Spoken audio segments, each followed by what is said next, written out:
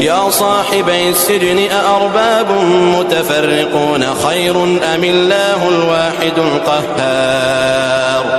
ما تعبدون من دونه إلا أسماء سميتموها أنتم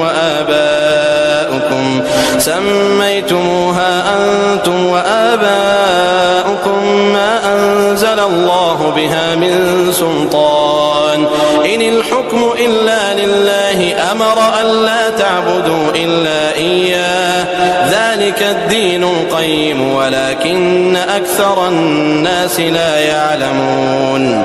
يا صاحبي السجن أما أحدكما فيسقي ربه خمرا وأما الآخر فيصلب فتأكل الطير من رأسه قضي الأمر الذي فيه تستفتيان وقال للذي ظن